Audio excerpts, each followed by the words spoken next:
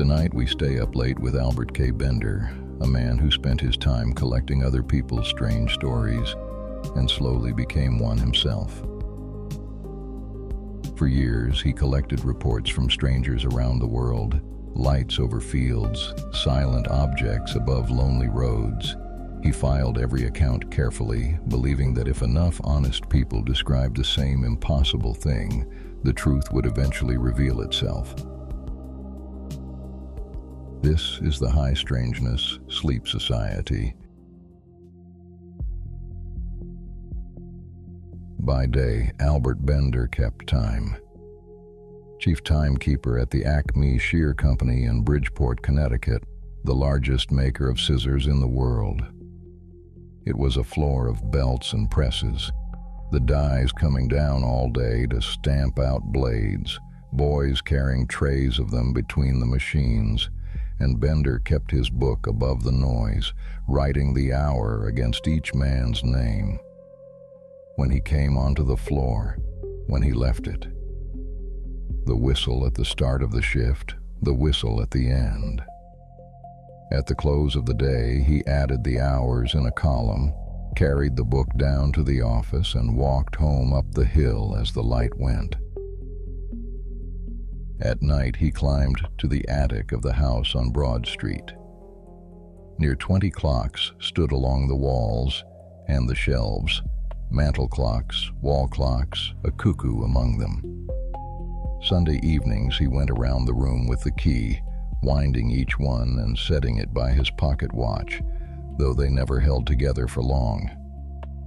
Through the week, they let go their chimes at the quarter, the half, and the hour, a little apart, so the room was never entirely silent. Along the far wall stood the filing cabinets. On the desk lay the letter opener, the paste pot, the stencils, and the stacks of finished bulletins tied with string. In the corner sat the mimeograph, its drum and its crank, and over all of it hung the smell of the ink. Up there he collected flying saucers. Not the objects, the reports. Envelopes came in from strangers. He slit them at the desk with his thumb, read what people had seen, copied each account onto a card, and slid it into its drawer. The mystery, he had decided, was a problem like any other. Gather enough accounts, set them side by side, and the pattern would show itself. Some nights he spread the cards across the desk and moved them about like a hand of solitaire, 2 here and 3 there, looking for the ones that matched, a shape over Ohio that answered a shape over Sweden, a date that lined up with a date. Every few months, another issue of his newsletter went out from that room, cranked off the drum, folded, addressed by hand, carried to the mail. There was always a next issue. Steady as the clocks, a man in an attic, sure that with enough of them the answer would come clear. That winter, he thought he was close.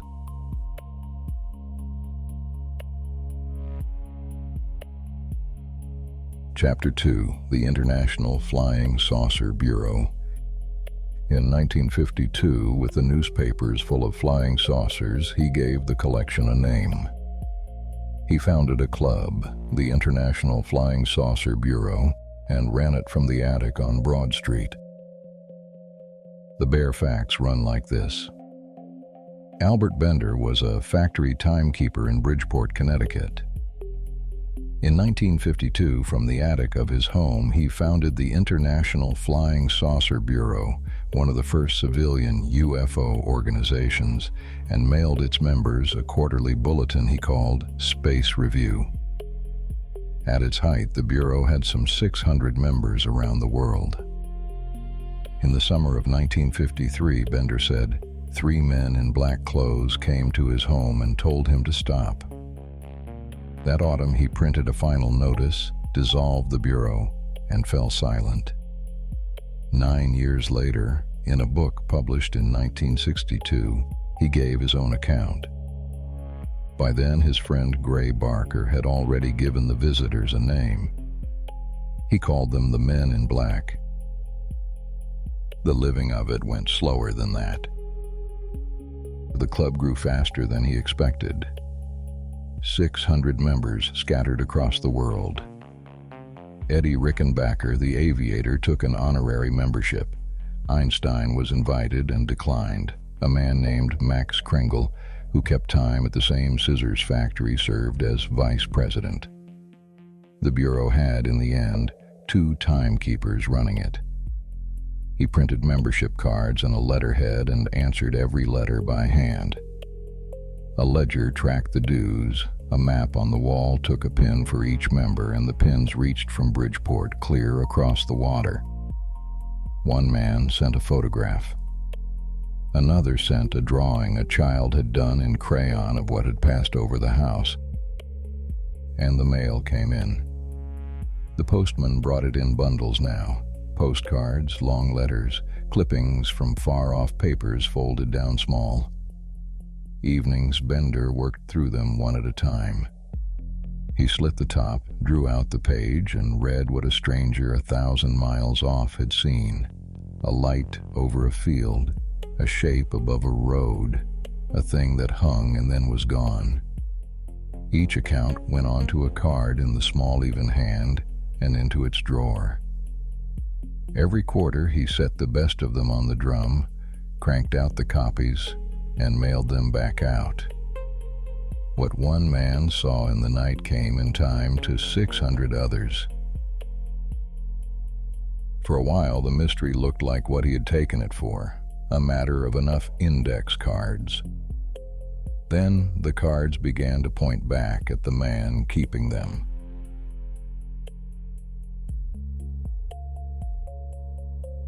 Chapter 3. The Broadcast. It began with an idea he was proud of. He wanted to reach the saucers, not only record them. If enough minds tried at once, together something might answer. So he set a date, 6 o'clock in the evening, the 15th of March, 1953. At that hour, all over the world, the members were to stop whatever they were doing and send the same message, together in their minds. He wrote the words himself and printed them in the bulletin so each man would have them by heart.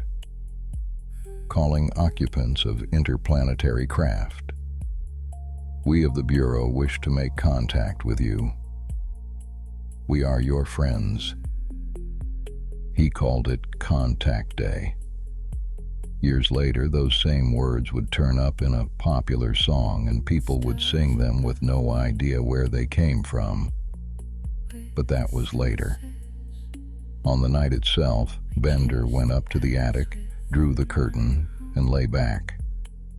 At 6, he closed his eyes and said the words over and over in his head. On the 3rd time through, he said, a chill went through him, head to foot, though the room was not cold. Then it passed, and he lay in the quiet and waited. Nothing announced itself. The house ticked around him. A door somewhere below, a car passing in the street. The ordinary night went on as if nothing had been asked of it. He got up in the end, wound the clock that had run down, and went to bed. And then the ordinary things began to go slightly wrong. The telephone rang and there was no one on the line. A clock he had set himself chimed a little late. Another drifted a few minutes slow, though he had wound it Sunday like the rest. The mail came out of its usual order. A card he was sure he had filed under one heading turned up under another in his own hand, where he would not have put it. Once, walking home from the factory in the early dark, he had the plain sense of being watched and turned and found the street empty behind him. None of it was much. A crossed line at the exchange, a tired spring in a watch, a careless hand at the post office. He had an explanation for each thing and went on. But it did not stop. and one thing would not file. More than once, the attic filled with the smell of sulfur, sharp and unmistakable, and he went from clock to clock and cabinet to cabinet looking for the source and found nothing. He wrote it down and had nowhere to put it. The first thing in years that would not go into a drawer. He had asked the sky to answer, and the answer was coming in through the ordinary things.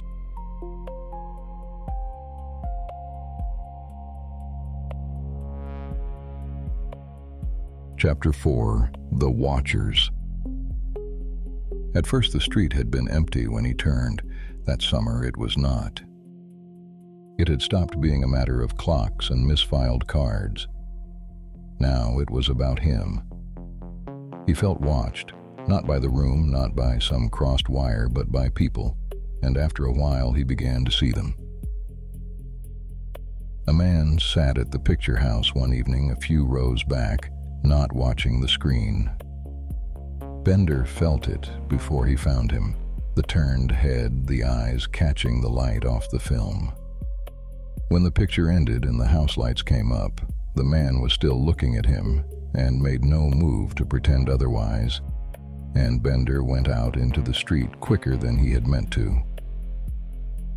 Walking home after that, he heard steps behind him on the pavement, keeping his pace, slowing when he slowed. He did not turn every time. When he did, a figure sometimes stood at the far end of the block, and sometimes there was nothing, which was worse. The telephone went on ringing in the attic. Now and then someone was breathing on the line. Once a voice he could not place said a few words he could not afterward repeat, and the line went dead. And there was a night on Broad Street that he did not like to talk about. He said he had been held where he stood, that he had felt himself lifted somehow and set down again, and that no one had touched him. He wrote almost nothing of it down. He could not have put it into words if he tried. He told no one and drew the attic curtain and worked at his cards with the sense, even there, of being watched through the glass. By July, he had the feeling it was coming to him.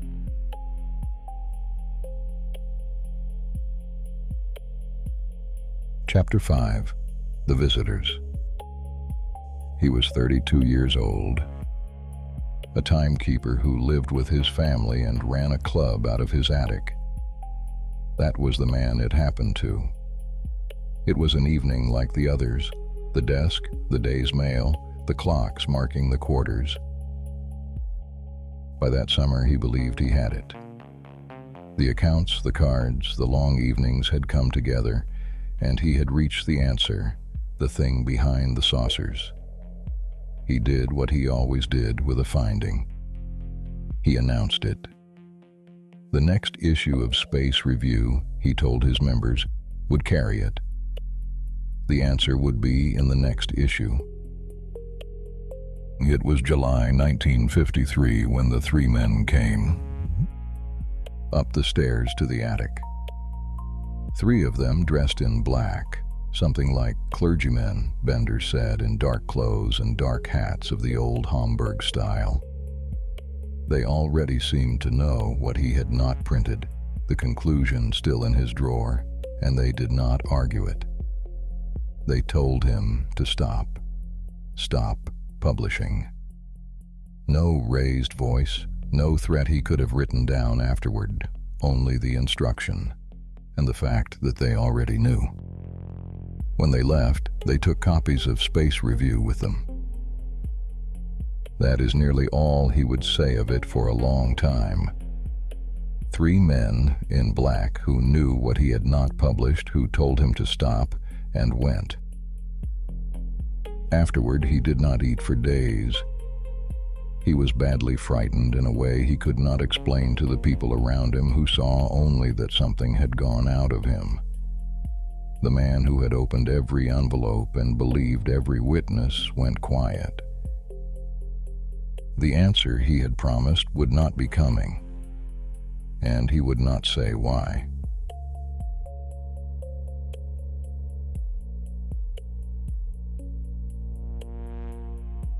Chapter 6. The Last Issue. The last issue of Space Review went out in October of 1953. He wrote a notice for it.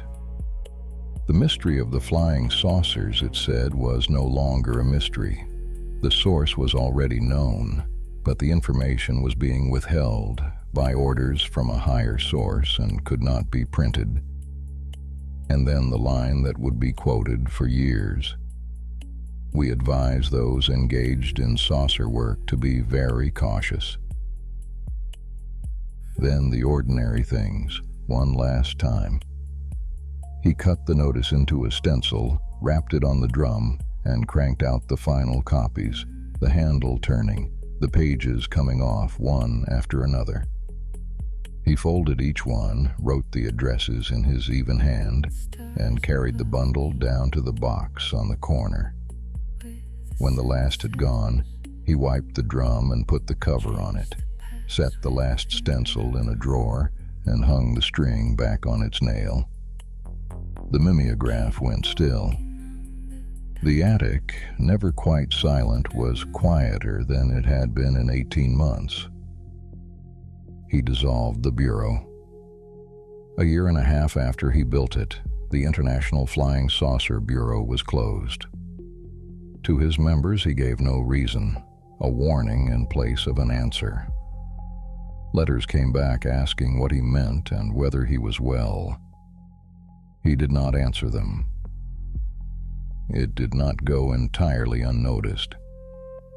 That November, a Bridgeport newspaper ran a piece under the headline, "Mystery Visitors Halt Research."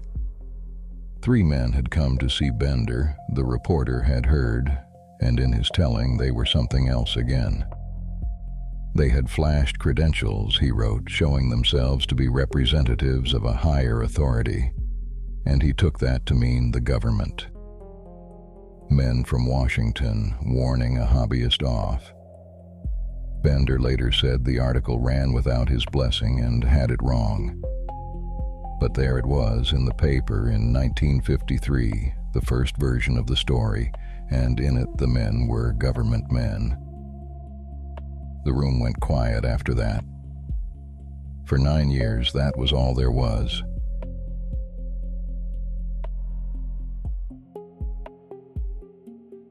Chapter 7. 9 years. 9 years is a long time to say nothing. For Bender, they went by the way his working days did. The whistle in the morning. The punch clock stamping the hour on each card with a sound like a small door closing. Winter mornings, he walked to the factory in the dark and came home in the dark. The shift, the men coming and going, Bender marking them down. Home in the evening to the same drawers and the same clocks. He still wound them, Sunday after Sunday, mantel and wall and cuckoo, and kept them running, though no bulletin now waited to go out. The 600 accounts stayed in their drawers in their order, and he added nothing to them. Beyond the one small window, the seasons turned. The cuckoo came out on the hour to an empty room and went back in. He went to work. He came home. Evenings he wound the clocks. The house settled around the ticking, and he grew older in the shaving mirror. The things sat in him, unfiled, the one account he could not copy onto a card and put away, and the years passed over it without wearing it down. 9 winters, 9 springs. The clocks kept the count whether he wanted them to or not. He married the next autumn. Life went on in that direction, as lives do. And out in the world without him, the story began to walk on its own. In 1956, a friend from the Bureau, Gray Barker, put the whole affair in a book. Barker had a taste for such things and told it his own way, and in the telling he gave the three men a name. The Men in Black. The name took. It went out past Bridgeport, past the small world of the saucer clubs, and kept going and would be waiting a decade on for other investigators who had not yet met their own. He had spent years believing other people, opening their letters, copying their accounts, keeping them safe on the word of strangers he would never meet. Now the strangest account of all was his own, and he sat on it in silence while a story about him grew up around him that he had no hand in. The tale had gotten away from him, and after 9 years, he decided to tell it himself.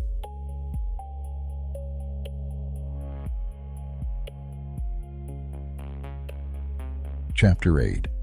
What he finally wrote. Why he decided to tell it after all that time, no one really knows. Gray Barker had been at him for years to give the full account, and when Bender finally agreed, it was Barker's own small press that put the book out in 1962. Beyond that, why he broke a 9-year silence just then is his own. He never explained it. By then he was past 40, and the thing had happened to a younger man. For 9 years, the silence had a shape to it, a man frightened off the truth about flying saucers by men who did not want it known. When he finally spoke, a reader more or less knew what was coming. A confession. The cover-up named at last. Men from Washington, perhaps. The thing the newspaper had guessed at back in '53. The reader settled in for the answer. That is not what Bender wrote. Bender wrote that the men had taken him. Not to Washington. They were not from any government at all. He had been carried, he said, to a base beneath the ice of Antarctica and onto a planet he called Kasich, and treated there with an ointment and returned. He set it down plainly, one after another, as fact, and sent it to Barker, whose small press made a paper-bound book of it. For years he had kept the accounts, the man on the safe side of the desk, filing what other people swore they had seen. Now he had climbed over. The cataloger had become the specimen. Almost no one believed him. Not the newspapers who had liked the government story better. Not even the saucer people, his own people, who believed in the whole strange business to begin with. The book came and went. A few notices, none of them warm, and then quiet. It was one thing to believe in a light over a field. It was another to believe a man had been to a planet and come home to Bridgeport to keep time at a scissors factory. He had asked the world to take him at his word, the way he had taken so many others, and the world looked away. He found out what that was worth. Chapter 9. The Empty Attic. The attic goes quiet in the end. The room as it was left. On the desk, the last issue of Space Review, lying where he set it down. The filing cabinets stood closed, their drawers full of other men's accounts. Paste dried hard in its pot, the last stencil still on the drum. Dust turned in the gray light of the one small window. In the corner, the silence where the mimeograph had run. The clocks along the wall, the empty room. In the years after, the wreckers came to Broad Street for the whole block. The house went down with its neighbors, the attic and its clocks and its cabinets carried off in a truck, so that there is not even a room left to stand in. Bender left Bridgeport not long after, went west, and lived a long time, far from all of it. And the clocks. He had wound them every evening for years at the factory and in the attic, a man who kept time all his life. In the end, there was no one to wind them.